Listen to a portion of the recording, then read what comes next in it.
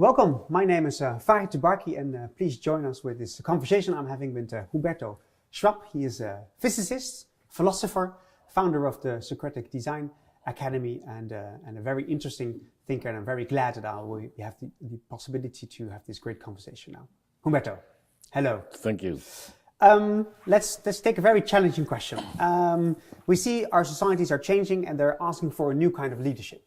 If you look to what kind of leadership we here in Europe have to offer, what kind of leadership do you think we can develop on the European continent to make sure that we are ready for our future societies? Yeah, it's a crucial question because we see now a failing leadership, but a leader must be a transformative medium. So in order to be the transformative medium, he has to lead the troops to the next, world, the next dream. He has to be aware what is in his person, what from the European culture is, hidden philosophical assumptions, still active in his soul, in her personality. Because cultures only consist of people, although we talk about culture as an abstract thing, or state as an abstract thing, but we only have people. And people are mimetized, leaders be mimetized, people want to look up to a leader. But in order to have this transformation be successfully, he has to, or she has to, transform herself fundamentally, knowing what is the hidden tacit ground I am working on. And the interesting thing is that you can do this in one person and get the whole history on the table. Okay, so you define this question of leadership on the European level, within Europe, as a need for transformational. For you, leadership is about guiding people in a transformation that they can accomplish together or as an individual, which is quite different from currently, because you define a very failing leadership currently. And you think that it's very important within this transformational leadership that you know what you bring yourself, that the leader has an awareness of him or her, and therefore this awareness can be used to make sure that people can do opposite to mimicking what people normally do with leadership. Which brings me to the question, how do you find out then as a leader what your roots are to make sure that people can follow you or can be part of the transformation? Yeah, we have designed a methodology which is called Socratic Design, and it's a sort of, a deep dive in your history, not as a psychoanalysis, but as a philosophical research, as a child or as an adolescent, which assumptions did I create? And everybody in his life, because we make narratives from our life, we have different chapters. So you can say, that was the chapter of my youth, and I was drunk, and then I studied, and now I'm the chapter of having kids, and so on. So we make books of ourselves. But in these written books, there are, universal components. So the European assumptions are penetrating. But how do you know what are your assumptions? And how do you know if they are blocking you or they are helping you in transformation? You should always go back to your past. You can say the origin of your being. And using, ethical reflection, do I want that? So the only way to evaluate your past and your assumptions is level you up, and you can do that with other people together, to a higher level of observation and look at yourself and say, okay, I think that people are egoist. I'm really operating from this assumption. Or I operate always attacking people. Do I want that? And this is the essential process which needs to be done before any other step. Because if you don't do this process, you will prolongate all sorts of practices without knowing it. So we see this in leaders of CEOs of big companies. So they want to transform their company. I have now an example of one I transformed him deeply in 1 year, and now he's transforming his company based on his own transformation. But his own transformation was so revealing for him, for everybody, because normally we want to hide our painful assumptions, and the painful assumptions have been transformed into very publicly accepted good competences. But if these competences are rooted in wrong assumption, then you will keep on going, creating bad practices. So the key to find your own transformative power as a leader can be found, or as an instrument, is the Socratic design, which helps individuals to find out who they are by going back into history, and more important even, that you say, what kind of assumptions do we have, so that you learn from the chapters that we have, that everybody has, but the assumptions are even more important because they're the driver of how do you perceive people, and how people then perceive you. What I found interesting about this is then, what is the moment that which parts of your history or how you look to the world can you then use as a leader to make this transformation that you find crucial? Because there's so much probably you find out. Yes, but the funny thing is that we are all the same. Although we don't believe so, but we are mostly the same because we are in the same cultural algorithm. Mostly we have the same traumatic histories. So almost all the personality of a leader is useful to help other people to follow the same way. And I have some female people who have very similar, even in Turkey or Germany or Netherlands or Spain, they have similar experiences. What you as a woman really feel, as if you go deeper. First you think, I'm just a feminist, so I'm working. And then you discover it's not about that. It's about, fundamentally, I had no self-confidence when I was 4. And this is ingrained in me. And if you don't recognize this deeply rooted assumption, you are working in vacuum. So that's why it's so important that this woman, which is also a very interesting case because she's very strong, she calls herself a man, she can beat all sort of Turkish businessmen, and now she's just discovered this is not me at all. So that's beautiful. So that she can be transformative, because a lot of women have this.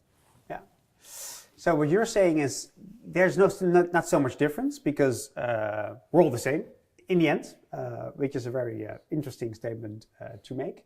But where we are different maybe, or what you do see, is that people have their insecurities, and these insecurities are something they've grown upon, and this is how they behave themselves. And this is what you want to find out, because this is the tool that you need to become the leader that you want to be. Now, what about, it's interesting when you say we're all the same. We're talking about the challenges Europe is facing. Maybe they're particularly from our history and from our social welfare states, and how do we connect to this new kind of society. So if you say we're all the same, how would you try to find out this European diversity? Does it exist? Is it something beneficial for how we challenge the current developments? You can see that Europe basically is the place where the most modern narratives have been developed, invented. So here, and I mean, when we say we are all the same, I mean we work the same way. The process in ourselves is the same way. So you can understand why a person out Austria has xenophobic sentiments. You can understand it because you can go into this and then, then this happened, or your father always said about this Jews, and so on and so on. So we can learn each other's narratives very deeply with our empathic competence. We can evaluate them, but because we have so much different narratives and different algorithms of cultures, because basically you will directly identify this is somebody from Belgium, or this is a German. In a few, even sometimes of the movement. Yeah. In Barcelona, I can see Dutch people moving in the street. That must be in Dutch people. So we are, in that way, one algorithm makes us a little bit the same. Yeah. But the funny thing is, we can escape it, and I can move to Spain, and then I adapt to the Spanish algorithm. And by doing that, you can learn okay, we can invent new narratives together. And this is the European, you can say, the experimental laboratory, which is the next phase of humanity, is not living like, okay, I'm Dutch, so this is the reality. No, we can say, I was raised Dutch, but I'm going to choose this algorithm as a cultural program. Yeah. Yeah. And this is only possible in Europe because we have this awareness in philosophy, in art, and it doesn't exist anywhere else, because then they still completely believe, I'm an American. If you go to USA, everybody is talking the whole day, I'm from Wisconsin, I'm this, and then they say it's ready. Well, we laugh about it, but they take it serious. So this is this narrative building, this character building is typically possible in the European laboratory. You say, it's very interesting, is that there's this deep understanding because of this common history in our European project, in our European history. It is, we understand where Austria comes from, or where Spaniard comes from. So that is a very important basis, because from there you become the lab, as you define it, where it's possible to use the different algorithms, the different cultures, and we can use them because there's a deeper understanding. Because otherwise it wouldn't be something we can appropriate. So if we go on about this understanding, so it's about understanding yourself as a leader, because then it becomes possible to know how you then let other people. How do you, as a leader, make sure that the other people understand you? Yeah, so this is basically the communication process of empathy. So as a leader, you have to understand them, because you have to understand why they are here, why they are still thinking they need this, do this that way, and so on and so on. And then from that point, show the routing that you've done yourself. So you can only, through deep empathizing with your followers, get them into the next narrative. That's one point. And the second point is that you, because you've done this evolution, this development, you can create a new narrative and show it to them. Because people believe in narrative, they go to advertisement, they go to movies, they go to whatever strange festivals, because people make narratives. So what does a leader have to do? Make a good narrative. And how does he know that it's a good narrative? Because he's done a research as a human on himself. So it's very Socratic. Socrates says, the oracle of Delphi said, Socrates, how can I know everything? And then the oracle said, just know yourself, and you know them all. So this is the essence, and then you can make a good narrative of a real human routing, because you killed the stupid industrial assumption that we talked about, and you develop this, and then this narrative can connect with people, because it was built, created by somebody in a real, authentic state of being. Yeah. So it's about understanding somebody else is about true empathy, deep empathy, the willingness, but that you're also able to understand who the other is. And secondly, it's about creating narratives. And this narratives you can only create a narrative if you know who you are, what your narrative is, and then it becomes very easy or relatively easy to connect other stories or to create something that people can relate to. Now, what about fun puzzling? You're doing this is great for current leaders, but what about our future leaders, our current younger generations? Because for me it seems that we are not programming people, or program is maybe a negative word, we're not preparing people for what you're doing. No, exactly. So that's why I went into education, was very active in getting philosophy in the Netherlands, in the law, because I see philosophy as the laboratory of making new narratives, because you connect with all these millions or thousands of thinkers. That's one thing I did. And we developed methodologies for academics in art in all Europe or in university. And we still do that. Tomorrow we do in city circles here in Amsterdam with the Design Academy. And what we basically do, which is quite shocking, make them aware, these young people, that they are completely ingrained in industrial assumptions. Yeah. So they think they are modern because they have modern clothing, but they're completely inside old-fashioned, driving forces. And to get them out of that, and because they are young people, you can do everything with them. You can completely deconstruct them because they dare to do it. And then comes an energy which is amazing. So we learn them to stop thinking as a standalone, because it's useless, because then you repeat what you are. David Bohm, which is a very important thinker in my practice, but he said we are mostly having addictive thoughts. And then we think we are thinking, because the addictive thought gives you a dopamine release. So yeah, wow, I'm again thinking that all Jews are, etc., etc., or all Muslims are. It gives me a relief. I'm thinking. So, and when I'm thinking, it must be true, because Descartes said in the brain is where you have the reality. So I'm thinking this. Yeah. This is a horrible, horrible drama. And we get them out of this drama by saying, okay, don't do this. We're going to think together. And that means that you have to repeat me and I have to repeat you. And then I get your thought in me. And then I don't have addictive thoughts, because I got the strange alien thinking in me. So use basically my recipe for young people is give them all the tools to do dialogues together in design labs and whatever. Give them all the problems completely unedited. Like we do in education, we edit everything. Make it in piecemeal. Then they will eat something the teacher has already spit out, which is horrible. You don't eat an apple pie for somebody who already digested it. It's a gross metaphor, thank you. Thank you. Yeah. So give them the whole problem with scientists, whatever, or artists, or normal people, or expert, or whatever. And they can reach levels which you never would be dreamed about. But the problem in education is that the teacher always wants to be one step ahead of the student. And I said, don't do it. Just stay behind the student, if you can follow him. So the student does not have to follow you. You, as the only target, can you follow what he's doing? So that's the recipe. And we have done it. We've done it in Barcelona. We are now active in different art academies, and it's beautiful. They're coming people who are very experienced in art business, and then they realize this. Wow, my life I'm just operating on this assumption, which is destructive for me, for everything, and so on. So I'm in that way, very hopeful for giving young people. So I like your approach also, giving young people this development capacity. And maybe we don't need teachers.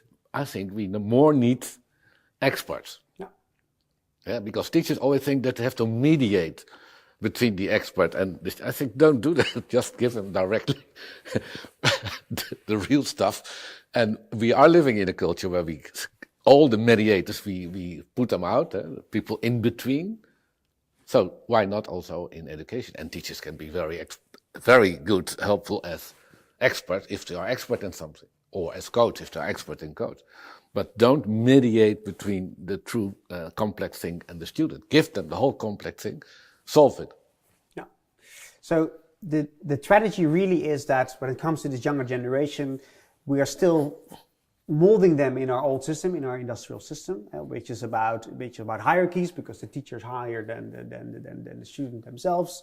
It's about fitted knowledge, which they have to adapt themselves, which is the complete opposite that the approach that you're taking and how you work with students and with student academies, which is about how can they become the center point and take the raw data in and then see what happens with the right tools and the right instruments.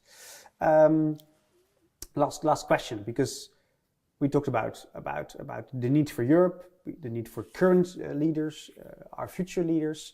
How can these different generations come together or learn from each other when it comes to this kind of leadership, which is needed to make Europe as prosperous continent as the last couple of decades? Yeah, that's a very important one. And I think that the whole culture of development is here key. Because if somebody it's the symposium of Plato. We have 7 stages of development before you die, and life is a preparation of dying. Yeah.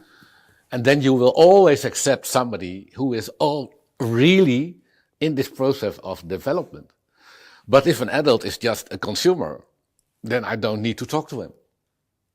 But if an adult has this process, which I'm trying to start, then I can use all this advice and its reflection. It's like in the old tribal. You go to the wise person, can I do this? Can I marry that? Etc., etc. So there is a very interesting model of old tribal wisdom exchange possible thanks to this hyper technological era. You're quite optimistic about the coming years here in Europe because there's so many possibilities, technology, old ways of doing things, which we can learn a lot from. Because if we put development of individuals in the forefront, not only consumers, not just citizens, but developing our beings, then we are completely well put and well centered for the coming years. Thank you. Thank you.